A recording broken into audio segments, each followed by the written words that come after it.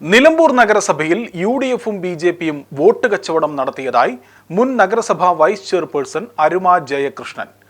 36 ഡിവിഷനുകളുള്ള നഗരസഭയിൽ 21 ബി.ജെ.പിക്ക് സ്ഥാനാർത്ഥികൾ ഉണ്ടായിരുന്നില്ല എന്നതിൽ നിന്നും ചിത്രം വ്യക്തമാണെന്നും CPM ഏരിയ കമ്മിറ്റി അംഗം കൂടിയായ അരുമ ജയകൃഷ്ണൻ പറഞ്ഞു. ഇവിടെ 36 ഡിവിഷനിലുള്ളതിൽ ബി.ജെ.പി മത്സരിച്ചത് ആകെ 15 ഡിവിഷനിലേ ഉള്ളൂ. ബാക്കി 21 ഡിവിഷനിലും അവർ ബി.ജെ.പിക്ക് സ്ഥാനാർത്ഥികൾ ഉണ്ടായിരുന്നില്ല. അത് തന്നെ ഒരു അവിശുദ്ധ കൂട്ടുകെട്ടിന്റെ ബാക്കി പത്രമാണ് എന്നാണ് നമുക്ക് പറയാനുള്ളത്. ഇവിടെ ഒരു അവിശുദ്ധ കൂട്ടുകെട്ട് ബി.ജെ.പിയും കോൺഗ്രസും തമ്മിൽ ഉണ്ടായിട്ടുണ്ട് എന്നുള്ളത് തറപ്പിച്ച് പറയാൻ നമുക്ക് ആ ഒരു സ്ഥാനാർത്ഥി നിർണയം തന്നെ നമുക്ക് കാണാൻ കഴിയും, നിർണയത്തിൽ തന്നെ നമുക്ക് കാണാൻ കഴിയും എന്നുള്ളതാണ് എനിക്ക് പറയാനുള്ളത്. കോവിലകത്ത് മുറിയിൽ തന്നെ പരാജയപ്പെടുത്താൻ സിറ്റിംഗ് ഡിവിഷനായിരുന്നിട്ട് പോലും ബി.ജെ.പി വോട്ടുകൾ മറിച്ചു. പകരം ആശുപത്രിക്കുന്ന് ഡിവിഷനിൽ NDA സ്വതന്ത്രൻ കോൺഗ്രസ് വോട്ടുകൾ നേടിയെന്നും അരുമ ജയകൃഷ്ണൻ ആരോപിച്ചു. കോവിലത്തുമുറിയിലെ പരാജയം, കോവിലത്തുമുറി മാത്രമല്ല ആശുപത്രിക്കുന്നിലെയും പരാജയം ഒരു ബി.ജെ.പി കോൺഗ്രസ് കൂട്ടുകെട്ടിന്റെ ഫലമായിട്ടുണ്ടായതാണ്. അവസാന നിമിഷത്തിൽ നമ്മളെ കുറച്ച് വോട്ടുകളും അതിൻ്റെ ഒപ്പം പോയി എന്നുള്ള ഒരു വാസ്തവമാണ്. ആശുപത്രിക്കുന്നിൽ UDF-ന്റെ പരാജയം കോൺഗ്രസിനായിട്ട് തിരിച്ചടി തന്നെയാണ്. അത് ബി.ജെ.പി കോൺഗ്രസ് അലയൻസ് 2ാം വാർഡിൽ ഉണ്ടായതിന്റെ ബാക്കി പത്രമാണ് 1ാം വാർഡിൽ അവർ അനുഭവിച്ചത്. പരമ്പരാഗതമായ പാർട്ടി വോട്ടുകളിലും ചോർച്ച ഉണ്ടായിട്ടുണ്ട്. ഇതിന്റെ കാരണങ്ങൾ കണ്ടെത്തി തിരുത്തലുകൾ വരുത്തുമെന്നും അരുമ ജയകൃഷ്ണൻ പറഞ്ഞു.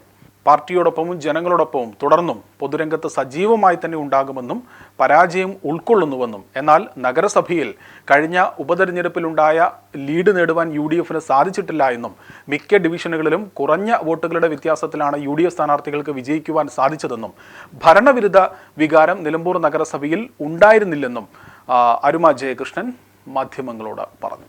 ജനവിധി എന്ന് പറയുന്നത് നമുക്ക് പാർലമെന്റ് ഇലക്ഷനിലല്ല, ഇപ്പോൾ ബൈ ഇലക്ഷൻ നടന്നപ്പോൾ ഉണ്ടായ ഒരു ഭൂരിപക്ഷത്തിന്റെ അത്രയൊന്നും ഭൂരിപക്ഷം കോൺഗ്രസിന് കിട്ടിയിട്ടില്ല.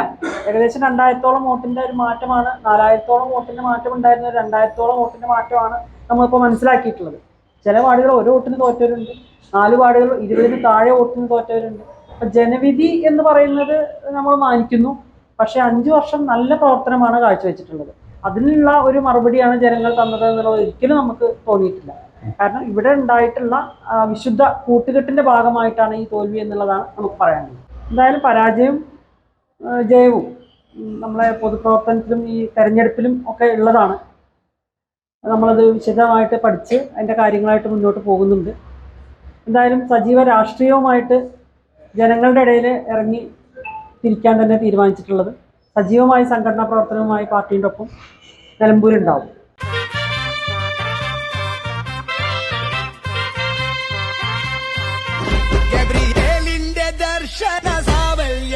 സർവലോകർക്കും നന്മയേകും കാരുണ്യമായി ബേത്ലഹേമിന്റെ